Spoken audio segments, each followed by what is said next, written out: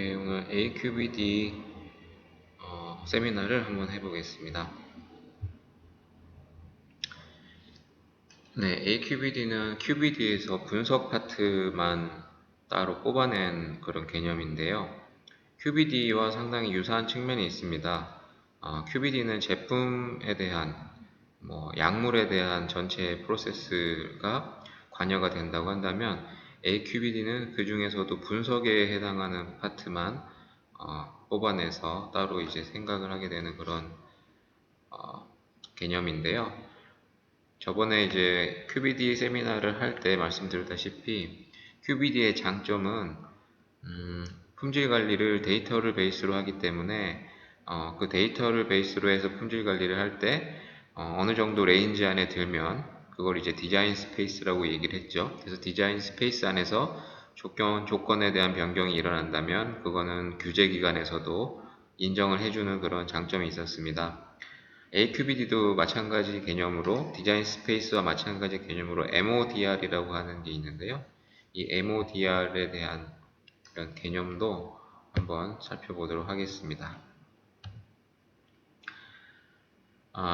ICH 가이드라인에서 QBD 개념이 도입됐다고 말씀드렸는데 AQBD는 이 중에서도 Q10에 해당하는 의약품의 품질 체계에 해당하는 파트에 해당이 됩니다. 자, 그러면 왜 AQBD에 주목을 해야 하는지에 대해서 비교적 자세하게 기술이 된 부분이 있어서 발췌를 해봤는데요. 빨간 부분으로 된 부분을 보시면 out of trend가 되는 그런 숫자를 줄여준다. 그래서 일반적이지 않은 것들, 그래서 out of spec이 되는 것들을 제외시켜 줄 수 있다라고 하는 그런 이제 장점이 있는 것이고요. 이전 페이지에서도 말씀드렸다시피 이건 ICH 가이드라인에 포함되어 있는 개념이라는 것이기 때문에 향후에는 반드시 이 AQBD 방식이 일상적으로 될 것이다 라고 하는 것을 예측을 할 수가 있고 아까 서두에도 말씀드렸다시피 FDA나 아니면 식약처에서 레귤러터리 기관에서 유동성을 가질 수 있다는 거죠. 허가적인 측면에서 유동성을 보여줄 수 있다는 그런 점이 있기 때문에 AQBD에 주목을 해야 된다라고 생각을 합니다.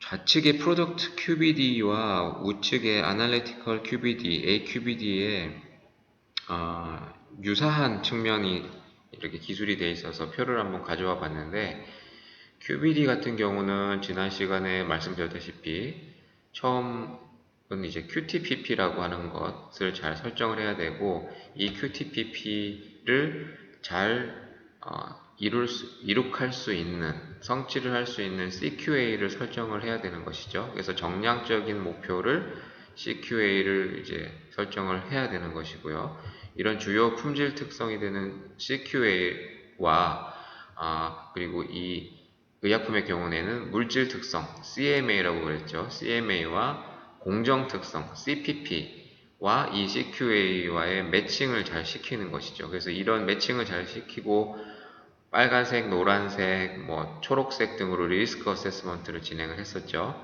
그래서 위험도를 평가를 하고 그 초록색으로 다 만들기 위해서 디자인 스페이스를 정해야 되는데 이 디자인 스페이스는 DOE라는 과정을 통해서 그런 실험 과정을 통해서 디자인 스페이싱을 한다고 제가 말씀을 드렸었고요. 이후에 관리를 진행하면 되는 것인데 이런 QBD와 모든 과정이 거의 똑같습니다. 그래서 용어만 바뀌는 것이라고 생각하시면 되고요. QBD에서는 QTPP라고 했다면 Analytical QBD에서는 ATP라고 하는 개념이 있습니다. 그래서 이 분석법은 어떤 분석법이야 라고 하는 이 프로파일을 정확하게 이제 표기를 하게 되고요. 이 분석법을 성취를 하기 위해서 어떤 주요한 특성이 있어야 된다. 이 분석법이 성공하려면, 이 분석법이 인정을 받으려면 우리는 핵심적인 이런 분석법에 대한 퀄리티가 있어야 된다라고 하는 것인데 이것을 AQBD에서는 CMA라고 하는 다른 용어가 있습니다. 그래서 Critical Method Attribute라고 해야 될 것 같은데요. 그래서 이 CQA에 해당하는, QBD에서 CQA에 해당하는 것이 AQBD에서는 CMA다 라고 이해를 하시면 되겠고요. 그리고 우리가 디자인 스페이스라고 하는 것을 통해서 QBD에서는 그 러브스트니스라고 하나요? 완건성을 확보를 하는데 이 AQBD에서는 완건성 확보를 디자인 스페이스 대신에 MODR이라고 하는 Method Operable Design Region이라는 용어로 대체를 하게 됩니다. 굉장히 유사한 측면이 있고요.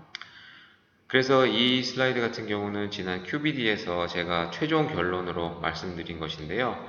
QBD를 할 때는 안전성, 유효성을 본 데이터를 가지고 품질 특성을 파악하는데 그때 하는 것이 이 프로덕트 언더스탠딩이라고 말씀드렸죠. 그래서 우선 첫 번째로 선행되어야 하는 것이 프로덕트 언더스탠딩인데 이때 필요한 것이 첫 번째로 QTPP, 그 다음 CQA 이런 용어 기억나시죠?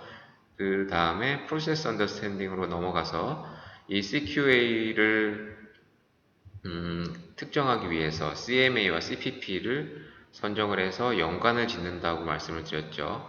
그래서 이 CMA는 주요 물질 특성이 되는 것이고 CPP는 주요 공정 변수가 되는 것이죠. 그래서 이것들과 CQA와의 연관성을 리스크 어세스먼트로 잘 밝히고요.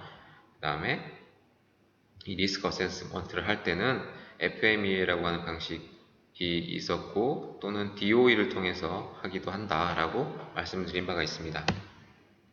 ATP에 대한 전반적인 과정에 대해서 QTPP와 상당히 유사한데 아까 그 표에서도 보신 바와 같이 먼저 AQBD에서는 ATP 이 분석법은 어떤 분석법이에요? 라고 하는 그런 명세서를 확실하게 작성을 하고 이 분석법을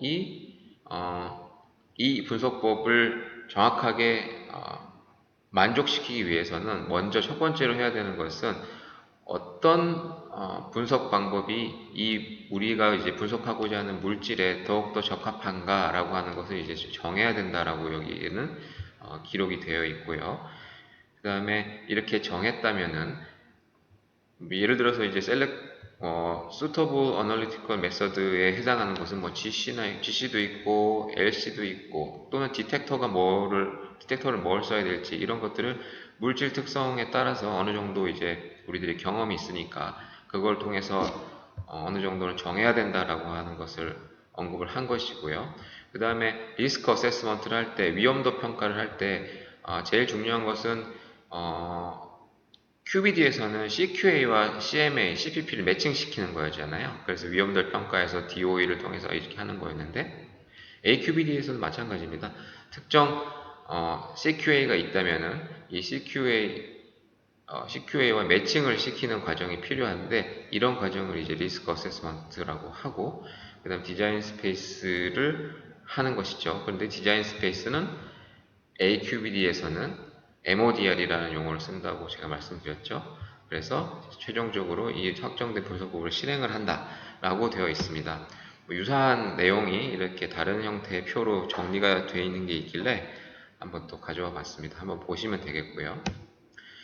자, 그러면 우리가 AQBD를 적용을 할 수 있는 분야에 대해서 설명을 좀 드려야 될 것 같은데, 우리가 분석법이라고 하는 것은 가장 핵심적으로는 여기 이제 주황색으로 표시한 분석 방법에 대한, 그리고 분석법을 좌지우지하는 여러 파라미터들이 있지 않습니까? 그래서 그런 파라미터들에 대한 값을 설정하기 위해서 AQBD가 가장 많이 활용이 되는데, 그것뿐만이 아니고 우리가 분석이라고 할 때는 뭐 에질런트라든지 워터스라든지 우리 기기 적합성 같은 걸 보긴 하겠지만은 이 기기에 어떤 기기를 선택할 것이냐 하는 문제도 있을 수가 있고 이 시스템에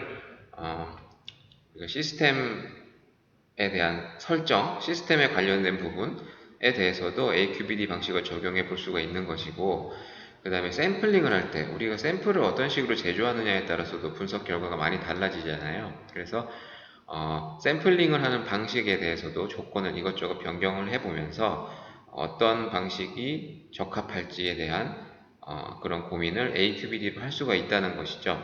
그리고 메서드 파라미터는 가장 대표적으로 많이 적용되는 분야고 그 다음에 이제 칼리브레이션 모델에 대해서도 이렇게 AQBD를 적용할 수 있다라고 되어 있습니다.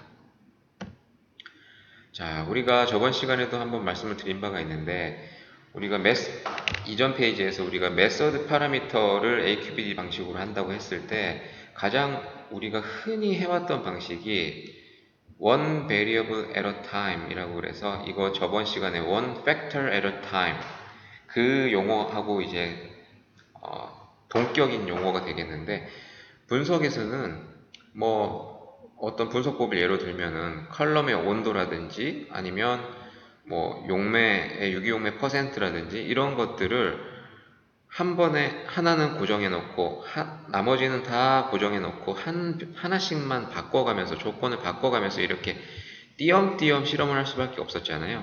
그래서 이 조건, 이 조건, 이 조건, 아니면 이 조건, 이 조건 이런 식으로 각각 실험을 수행을 해서 전체적인 경향을 각각의 그래프로 보는, 그래서 우리 연구자들의 감으로 최적 조건을 설정하는 그런 방식이었다고 한다면은 AQBD를 통해서 DOE를 통해서 이제 실험을 하게 된다면은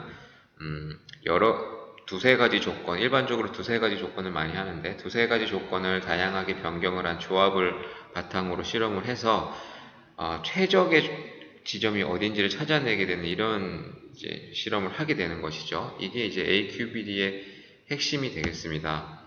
그래서 예를 들어서 이런 분석법이 있다고 했을 때 뭐 제가 봤을 때는 분석에 대해서 잘 모르지만 어쨌든 뭐 분리도가 괜찮은 것 같은데요.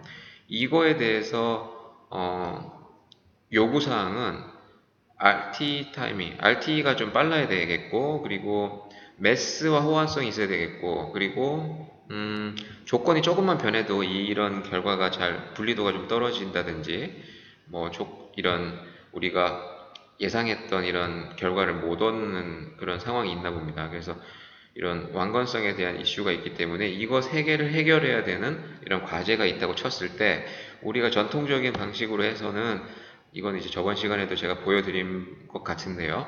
일단 온도에 대해서 평가를 할 때는 보시면 이제 40도, 50도, 60도로 고정시켜 놓고 나머지 조건은 다 똑같이 해놓고서 어떤 온도가 최적이냐 이렇게 선택을 하게 되는 것이죠.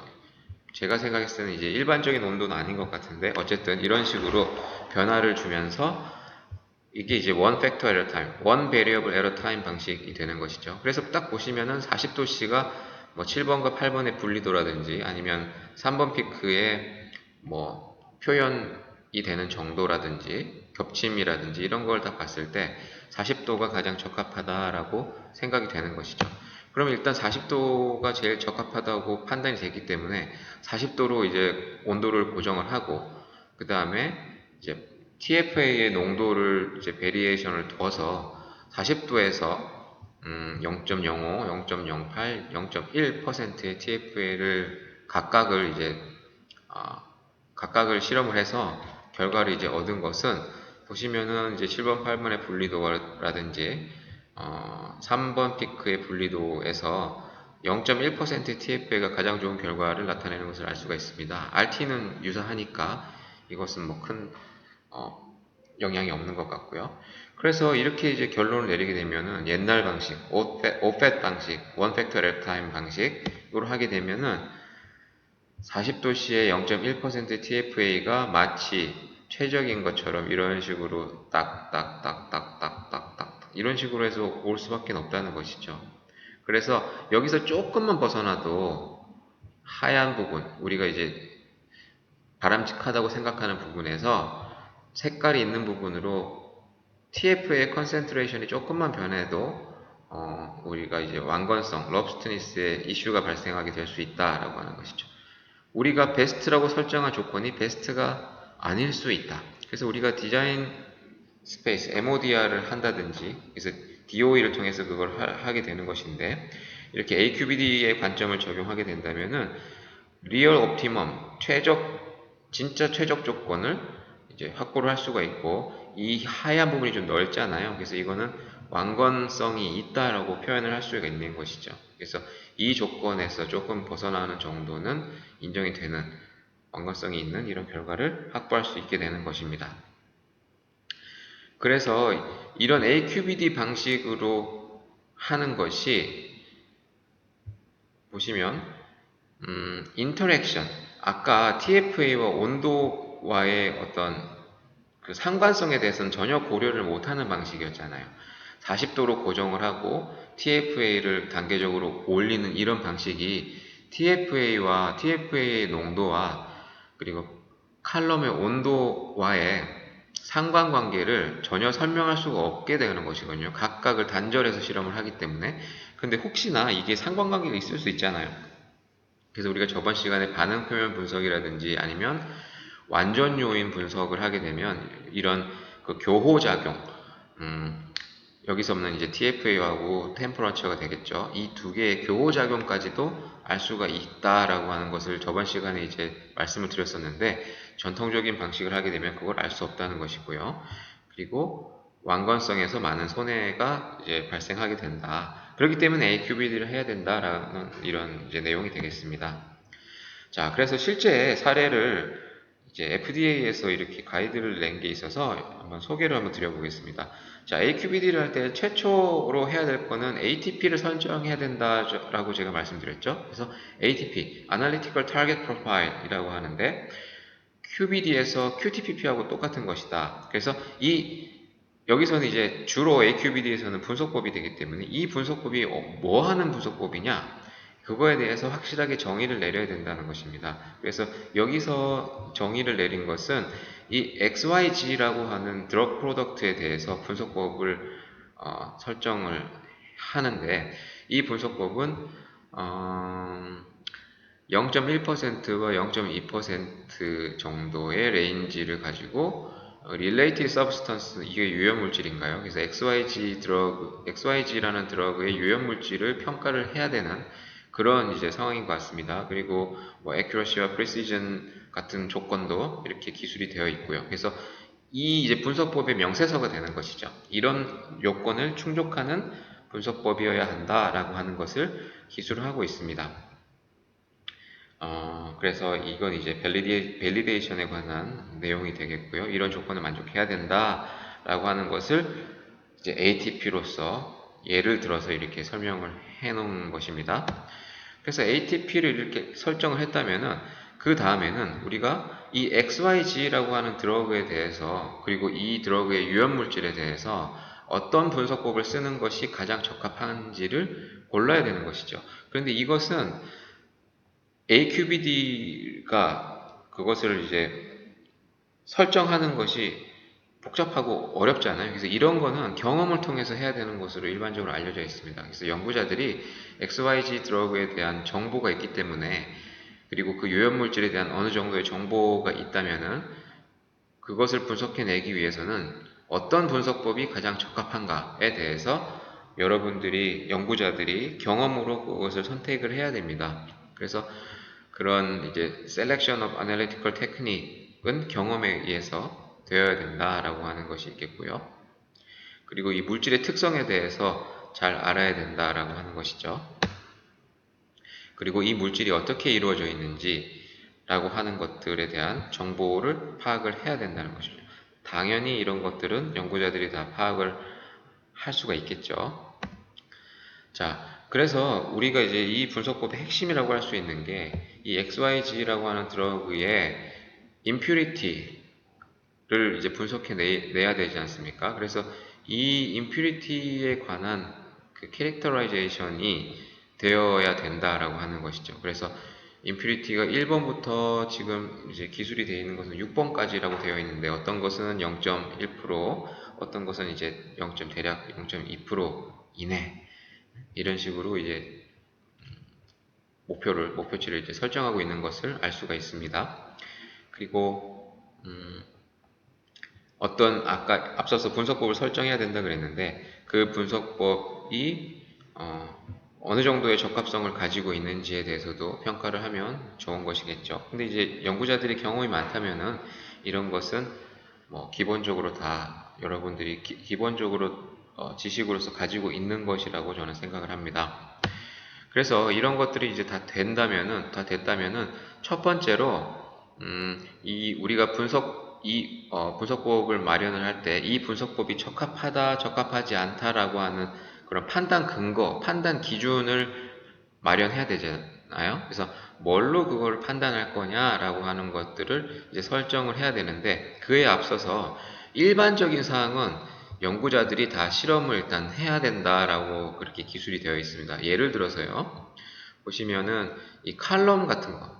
그래서 AAA 칼럼, BBB, CCC 칼럼이 있는데 이런 것들은 경험을 통해서 여러분들이 AQBD로 물론 할 수는 있겠지만은 이거 굉장히 시간이 많이 걸리기 때문에 이런 것은 연구자의 감에 맡기는 것이 더 적합하다고 생각을 합니다. 그래서 일단 칼럼은 최소 연구자들이 정해 놓는 것이 좋겠다라고 하는 생각이 들고 뭐 훅강이 어디서 일어나는지 아니면 대략적인 어떤 분리 조건이라고 한다든지 이런 것들은 어느 정도 마련이 돼 있어야 된다는 것이죠.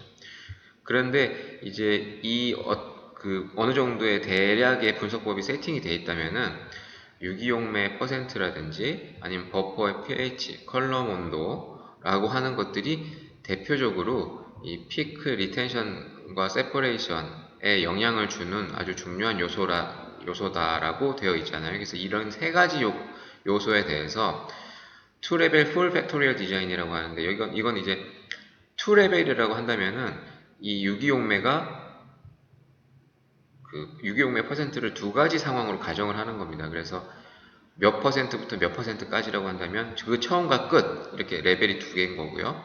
버퍼 pH도 3에서 5면 3하고 5, 컬럼 템퍼런처도 25도에서 40도 이렇게 각각 두 개로 되어 있는 것. 이게 이제 2레벨이라고 하는데 이 두 수준에서 이 조건이 세 개가 있는 거잖아요. 그래서 솔벤트의 올가닉 솔벤트 레이티오, 그 다음에 모바일 페이지, 버퍼의 pH, 그 다음 컬럼 템퍼런처 이렇게 세 가지 스위치가 있는데 이게 온오프 되는 조건이 두 개가 있으니까 2의 3승으로 해서 총 8개의 실험을 할 수가 있는 것이죠. 그래서 이런 식으로 실험을 하게 되면 대략적으로 어느 정도 레인지가 좋겠다라고 하는 것들이 나올 수는 있습니다. 그래서 그렇게 이제 나오게 된다면은 그런 실험 결과를 바탕으로 해서 이런 조건에서는 안 되고 이런 파란 조건에서는 또 이게 안 되고 그래서 우리는 여기 삼각형의 하얀 조건만 된다라고 하는 것을 대충 이제 알 수가 있다라고 하는 이런 이제 전략을 짤 수가 있는 것이죠. 자, 그런데 이 붉은색으로 표시한 게 보시면 우리가 아까 임퓨리티가 6개라 그랬잖아요. 그래서 이 피크가 최소 7개는 돼야 되겠다라고 하는 것을 이 사람들이 이제 생각을 하게 된 거고, 레졸루션 같은 경우도 인접한 피크의 레졸루션이 1.55보다는 커야 되겠다 라고 하는 그런 이제 결론을 얻은 것입니다. 그래서 이 바운더리 안에서 이제 실험을 하게 되는 것이죠. 그래서 일단은 앞서서 대략적으로 한 실험을 바탕으로 해서 조건을 이렇게 설정을 했고, 여기 이제 빨간 밑줄에도 제가 설명을 드렸지만은, 이런 처음에 실험 디자인을 할 때는 연구자들의 경험을 바탕으로 해서 디자인하는 것이 가장 시간이 빠르고 정확합니다. 그래서 그러한 내용을 지금 밑줄 친 부분에서 기술을 하고 있는 것이고요. 자, 그러면 이런 식으로 대충 이제 밝혀진 이런 실험의 조건들을 바탕으로 해서 이제 리스크 어세스먼트를 하는데 어떤 것이 가장 이런 우리가 앞서 말씀드린 임퓨리티 6개 또는 7개를 잘 볼 수 있어야 되는 거고 분리가 잘 돼야 되고 그리고 레졸루션이 1.5 이상이 돼야 되는 그런 거에 대해서 가장 영향을 줄 수 있는 리스크 어세스먼트를 통해서 그런 위험도를 파악을 합니다. 그래서 여기에서 리스크 어세스먼트 시에 해야 될 것이 보시면 팁인데 분리능에 영향을 주는 인자 중에서 pH라든지 컬럼 온도, 이동 비율 등의 DOE를 하고 싶다면 미리 나머지 것들에 대한 것들은 예비 단계에서 선택을 해 놓는다. 제가 이제 앞선 페이지에서 말씀드렸죠. 경험이 상당히 중요하다라고 하는 부분이 바로 이런 부분이 되겠습니다.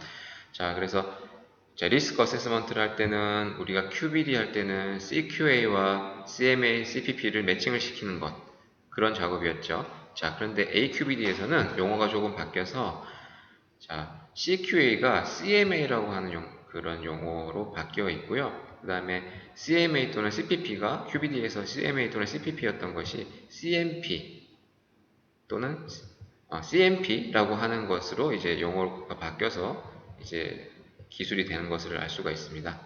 자, 그래서 CMP와 CMA를 매칭을 잘 시키는 것, 이것이 바로 이제 리스크 어세스먼트라고 하실 수가 있게 되는 것이죠.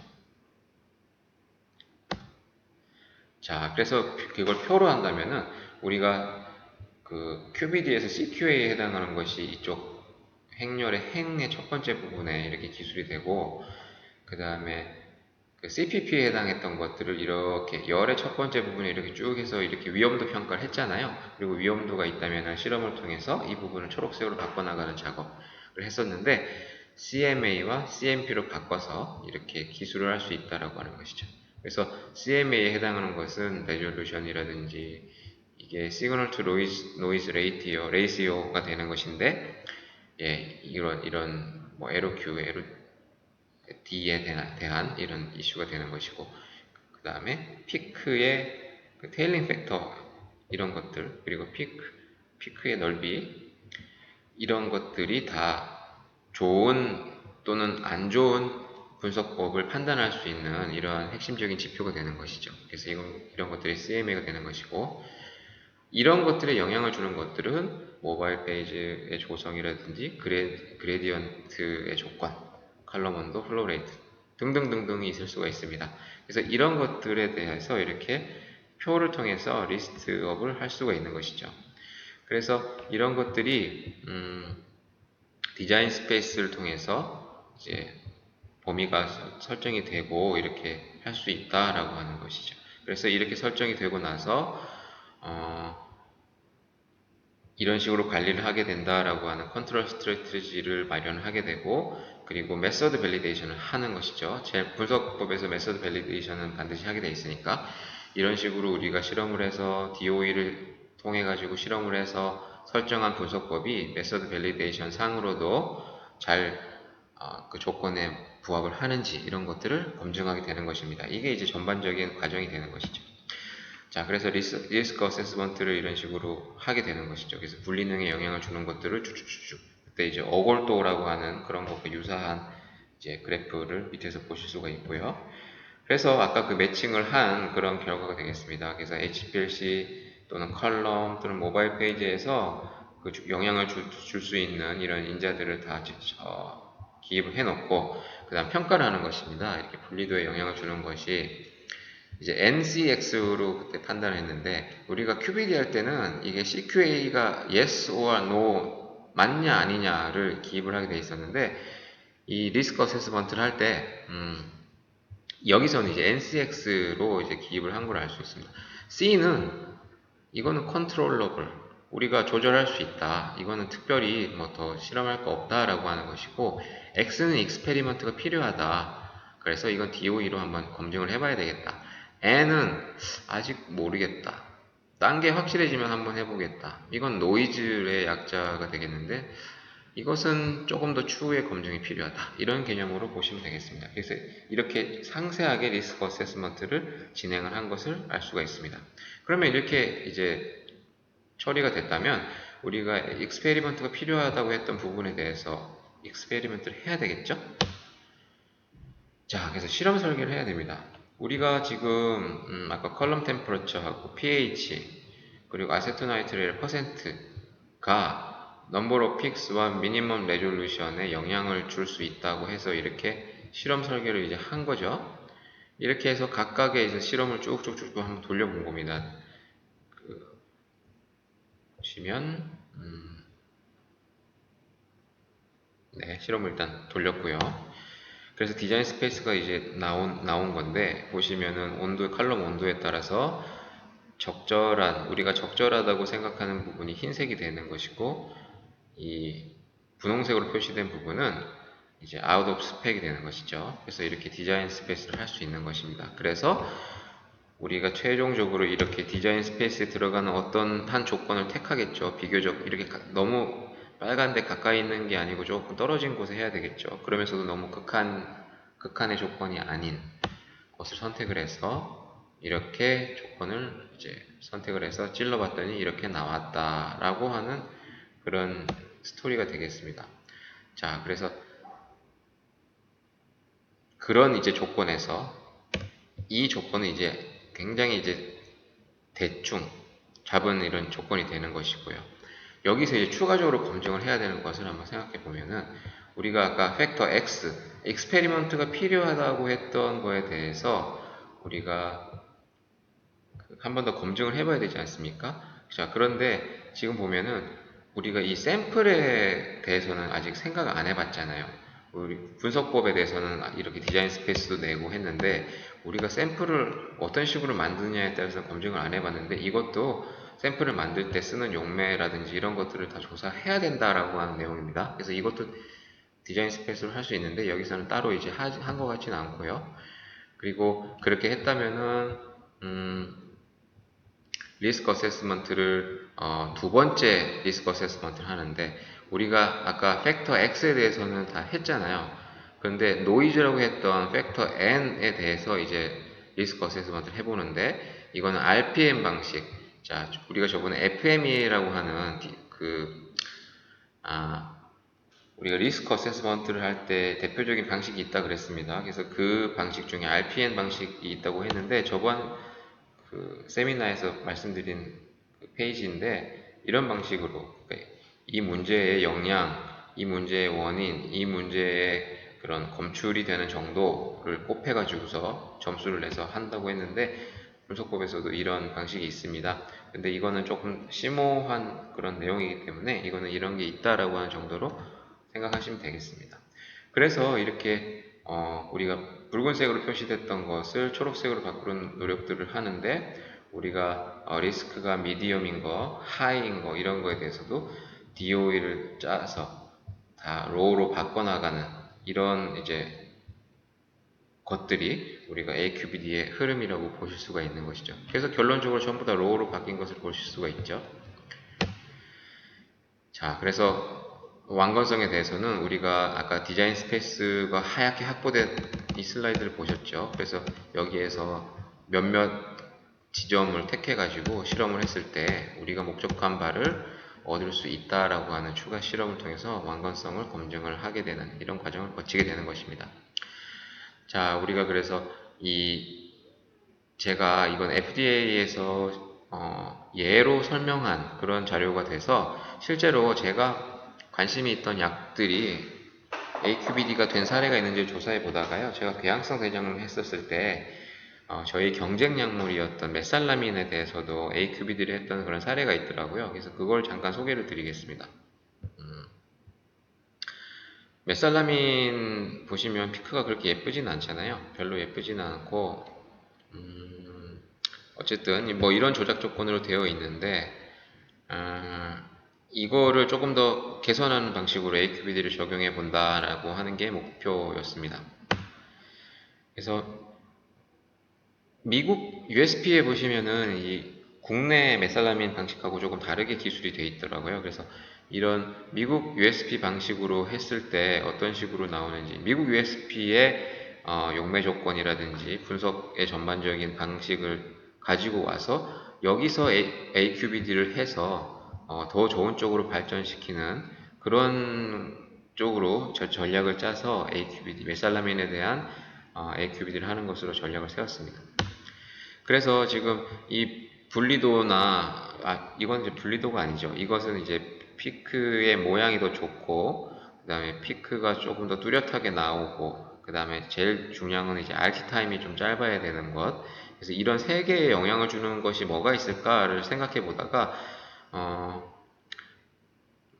그 추출 시간, 추출 온도는 이제 이거 샘플링에 대한 얘기인데 샘플링의 그런 차이에 따라서 영향을 줄 수도 있고 그 다음에 모바일 페이지의 어떤 조성이라든지 pH, 컬럼 온도, 그 유기물의 비율 이런 것들이 영향을 줄 수 있으니까 이런 거를 이제 변수로 설정을 하는 것이죠. 그래서 그 수준을 두 개로 설정을 해서 우리가 부분 요인 분석이라고 하는 것을 한번 해보는 겁니다. 자, 제가 저번 시간에 설명드릴 때 부분 요인 분석은 이 보시면은 그 2레벨이 총 7개가 있잖아요. 그래서 원래 완전한 실험을 하면 2의 7승 번, 128번의 실험을 해야 되는데 너무 많기 때문에 평행하게 설계를 해서 몇 번만 실험을 해도 이 중에서 메이저가 뭔지를 알 수 있다고 제가 말씀드렸잖아요. 어떤 게 영향을 제일 크게 주는지, 우리가 보고자 하는 거에 대해서. 그래서 그런 이제 실험 설계를 한 거예요. 그래서 16번의 실험을 통해서, 결과 그 실험을 16번 해서 나오는 값들을 이렇게 쭉 기입을 해 놓은 겁니다. 그래서 이걸 가지고서, 실험을 한 결과는, 보시면 피크 면적이나 피크 폭, 피크 유지 시간, 대칭 개수에 영향을 많이 주는 것들이 버퍼 솔루션의 pH, 그 다음에 메탄올 퍼센트, 그 다음에 모노베이직 소디움 포스페이트의 농도, 이렇게 세 가지 정도로 이제 세 가지 정도가 가장 큰 영향을 준다라고 알 수가 있는 것이고요. 여기서도 마찬가지 결과를 볼 수가 있습니다. 이거 이제 점프의 프로그램에 이런 거 보는 게 있는데, 이런 방식 말고도 뭐 아노바나 뭐 딴 거를 통해서도 어떤 변수가 가장 영향을 많이 주는지 알 수가 있고, 그래프로도 바로 볼 수가 있습니다. 그래서 그것은 바로 이제 이따가 시연을 통해서 보여드리도록 하겠고요.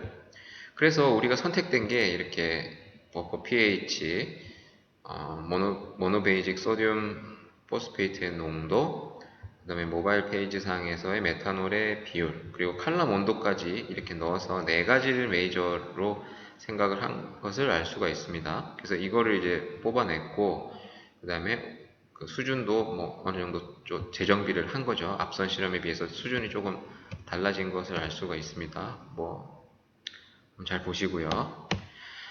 자, 그래서 이걸 가지고서 조금 더 세부적인 이제 실험을 해야 되잖아요. 이것으로 뭐 완전 요인 분석을 하든지 아니면 반응 표면 분석을 해가지고 조금 더 디테일한 실험을 한번 해보는 것이죠. 그래서 이걸로 다시 DOE를 하면 보시면은, 자, 곡선 관계 있을 때는 반응 표면 설계라고 했죠. 그래서 제 생각에는 아마 반응 표면 설계를 했을 것 같은데, 그래서 반응 표면 설계는 외접, 내접 표면 중심 설계가 있고 뭐 박스법이 있다라고 저번에 말씀을 드렸죠. 그래서 이 실험에서는 총 30번의 실험을 했는데, 지금 반응 표면 분석인 것 같고요. 그 다음에 이 중에 어떤 디자인을 채용했는지는 모르겠어요. 어쨌든 30번의 실험을 한 겁니다. 그래서 30번의 실험을 했고, 그 결과를 이렇게 넣어서 가장 최적 조건이 무엇이냐, 이런 피크 폭이라든지 피크 면적, 피크 유지 시간을 짧게 유지하고, 피크 폭은 작고 피크 면적은 크고 대칭 개수가 1에 가까운 것을 찾으면, 이제 우리나라 약전상에서는, 대한민국 약전상에서는 이런 조건인데 최적화를 했더니 이런 식으로 대폭 개선이 돼서 비교가 딱 되어 있는 이런 자료를 봤습니다. 그래서 AQBD를 활용한 사례로 이렇게 소개를 드리고요. 자, 황년이라고 하는 약물이 제가 임상으로 개발을 하고 있는 그런 약물인데, 이 황년에 대한 사례가 있길래 이것을 한번 가져와 봤습니다. 우리가 천연물, 추출물 같은 경우에는 다성분으로 되어 있기 때문에 이게 아까 XYG와 유효물질에 대한 분석 방법처럼 한 가지 물질이 아니고 여러 물질로 되어 있는 다성분계와 일맥상통하기 때문에, 그러한 물질의 분석법은 어떤 식으로 진행되는지 한번 이제 말씀을 드려 볼게요. 그래서 이 문헌에서는 어떤 걸 목표로 하고 있냐면은, 일단 HPLC와 ELSD라는 디텍터를 써서 이 황년에 포함되어 있는 당을 분석을 하는 것을 ATP로 이제 설정을 하고, 그에 맞는 CMA와 CMP를 선정을 이제 했고요. 그 다음에 리스크 어세스먼트를 하고, 그 다음 DOE를 통해서 가장 영향력이 있는 CMA와 CMP를 선정을 하고, 그 다음에 그것들을 DOE를 해서 이 핵심 설정한 메서드에 대해서 레인지를 정하고 밸리데이션을 실시하는 이런 과정에 대해서 문헌화 해놓은 것입니다. 그래서 과정을 짧게 설명을 드리면, 경험을 바탕으로 해서 초기 조건을 세팅을 했고, 그 다음에 이 메서드에 가장 영향을 줄 수 있는 것들로 총 8개의 변수를 이 문헌에서는 설정을 했어요. 그래서 그 그레디언트의 최초 시점에 그 솔벤트 B의 용매, 그리고 끝날 때 솔벤트 B의 용매, 솔벤트 B의 이제 양, 뭐 유속, 온도 등등등 이렇게 설정을 했고, 이걸로 이제 스크리닝을 한 겁니다. 그래서 스크리닝을 해서 다 실험하는 게 아니고 부분 요인 분석을 한 것이죠. 부분 요인 분석을 해서 이렇게 실험을 했는데, 아까 그 8개의 변수와 그 다음에 우리가 이 분석법을 대표하는 정량적인 것들, 그래서 뭐 y1부터 y6까지 설정을 해놨잖아요. y1 같은 경우는 retention time of the D-glucose peak in CRE sample. 그래서 이게 학년, 그러니까 잠시만요.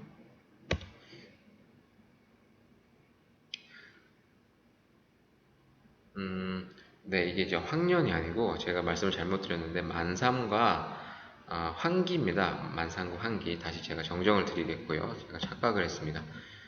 그래서 만삼과 환기에 있는 당 분석법인데, 이 분석법이 좋은 분석법이려면 어떤 요건이 있어야 되는가에 대한 CMA가 되는 거죠. QBD에서 말하는 CQA가 되는 것입니다. 그래서 보시면은 그 디글루코스 피크의 리텐션 타임이 중요한 이제 변수가 되나 봐요. 그래서 그것 뭐 시그널 투 노이즈 레이티오 같은 것들, 그래서 쭈쭈쭈쭈 이렇게 6가지를 설정을 했다라고 돼 있고, 이것들에 이제 아까 말씀드렸던 이 8가지 변수들이 어떤 영향을 주는지를 부분 요인 분석을 한 거예요. 근데 이제 실험자가 봤을 때 X5부터 X8 같은 이런 4가지 변수는 실험 결과에 크게 영향을 주지 못한다라고 판단이 되었나 봐요. 이것은 이제 이따가 JMP를 하면서 제가 왜 그렇게 판단할 수 있는지를 이제 말씀을 드릴 수가 있겠고요. 그래서 이거 4개는 다음에 반응 표면 분석을 할 때 과감하게 제낀다라고 생각을 하시면 되겠습니다. 그래서 메이저러티를 이것을 통해서 정할 수 있다, 이렇게 생각하시면 되겠습니다. 그리고 이 이제 연구자들의 경험을 통해서 설정된 이 분석법이 좋은 분석법인지 아닌지 평가할 수 있는 잣대가 되는 이 6가지의 Y에 대한 실험 결과치를 쭉 적어놓고 보니까 Y5랑 Y6는 어떤 조건으로 실험을 해도 다 목표치 이상이다 라고 판단이 됐나봐요. 이걸 같은 경우는 레졸루션인데 일반적으로 1.5 이상이면 좋다고 얘기하지 않아요. 근데 레졸루션이 다 너무 좋고, 그 다음에 이제 시그널 투 노이즈 레이티오 같은 경우도 일반적으로 50, 70, 이 문헌에서는 70이라고 얘기를 하는데 70 이상이면 좋은데 다 70 이상이잖아요. 그래서 이것도 더 이상 이제 볼 필요가 없는 거예요. 다 좋기 때문에. 그래서 Y5, Y6는 제끼고 이 4가지 변수. 그래서 X 4개, Y 4개 정도를 이제 반응 표면 분석을 하면 되겠죠. 자, 그래서 Y를 3개만 선택을 했네요. 그래서 일단 이 Y 4개인데, 이 Y4도 그냥 큰 의미가 없다고 생각했나 봅니다. 그래서 Y1, 2, 3에 해당한, Y1, 2, 3에서 지금 이 각각의 그 변수들이 그 영향을 주는 것을 그 멀티플 리니어 리그레션, 다중회귀 분석이다라고 얘기를 하는데요. 다중회귀 분석 중에서도 리니어한 것은 식으로 표현하면 이렇게 되거든요. y equal ax 플러스 b, 뭐 y equal ax1, bx2, 그래서 x1부터 x8까지가 어느 정도 영향을 주는지가 되어 있고, 그 다음에 잔차가 이렇게 표현이 되는데, 이 앞에 숫자가 크면 클수록 기울기가 크다는 얘기니까 영향력이 더 큰 거예요. 그게 플러스든 마이너스든 간에. 그래서 이 앞에 이 A, B, C, D 이 앞에 개수들을 여기다 이제 적어 놓은 겁니다. 그래서 아까 그 앞선 실험에서 그 직선 회귀식을 따로 추출해 내고요. 이 추출해낸 직선 회귀식에서 이 파셜 리그레션 스코어라고 하는데, 이 앞에 이 기울기 부분을 다 해서 이거를 평균을 냅니다. 그래서 평균 내서 이 값이 크면은 Y에 영향을 많이 주는 거니까, 그죠? 그래서 이 평균치가 큰 것들을 4개를 골라낸 거죠. 그래서 여기서 저 메이저러티를 볼 때 기울기를 제가 본다 그랬잖아요. 기울기가 급한 거. 그 개념을 이렇게 숫자로 표현해 놨다라고 보시면 되겠습니다. 근데 이제 여기서는 제가 생각할 때는 이게 커브를 이룰 것 같은데 그냥 직선을 이룬다고 가정을 한 것 같아요. 이게 뭐 별로 그렇게 정확한 거 같진 않은데 그래도 어쨌든 직선 관계에 있다라고 이제 생각을 한 것 같습니다. 자, 그래서 이렇게 가중치를 서로 이제 평가를 해서 x 5부터 8까지는 다 날려먹고 1부터 4만 주요한 변수라고 판단을 했고 그 다음에 y 1부터 3까지를 해서 반응 표현 분석을 돌린 것이죠.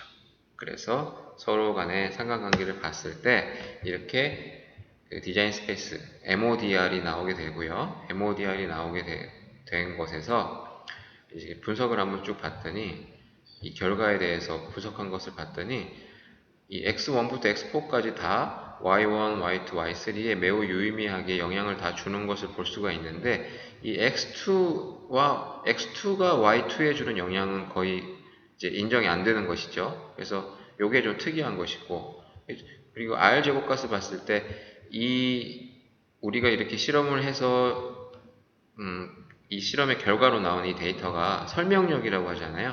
그래서 마치 이 검량성 글을 쓸 때 R 제곱값이 크면 좋을수록 이것도 마찬가지입니다. 그래서 이건 설명력이 Y1과 Y3에 대해서는 이 4개의 변수, 그리고 이 변수 간의 상관성, 그리고 변수들 서로 간의 제곱, 그리고 변수들 간의 교차, 이런 영향력에 대해서 쭉 봤을 때 설명력이 상당히 Y1과 Y3에 대해서 설명력이 좋은데 Y2가 조금 이제 떨어지는 이런 것을 좀 확인을 할 수가 있습니다. 그래서 우리가 이제 이게 그 디자인 스페이스로 꾸려진 게 잘 된 건지 확인해 봐야 되잖아요. 그래서 여기에서 Y1, Y2, Y3에서 각각 적합한 조건 하나씩 한번 포인트를 콕 찍어 가지고 실험을 돌려본 거예요. 그래서 각 조건에서의 실험을 딱 돌렸을 때 보시면 A 포인트에서의 결과, B 포인트에서의 결과, C 포인트에서의 결과를 쭉 기술을 해놨는데 보시면은 그 예상치와 실제 실측치를 이제 비교를 해놨어요.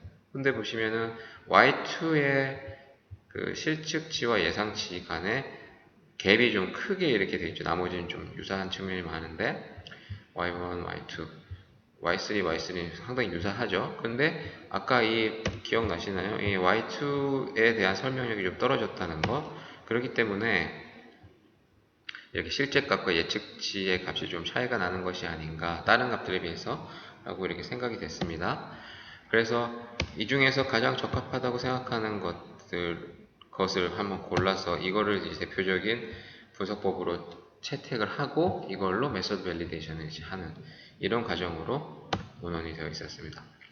자, 그래서 실제로 자보플럭 사신에 대해서 저희들이 예전에 약간 이제 점프를 써가지고 한 게 있더라고요. 그래서 이거를 좀 보여드리고, 그 다음에 메트폴민에 대해서 우리가 지금 실제 하고 있는, 우리가 지금 우리 분석팀에서 하고 있는 거에 대해서도 AQBD를 적용해 볼 수 있을지에 대해서 한번 검증을 해봤는데, 이것에 대해서 설명을 드리도록 하겠습니다.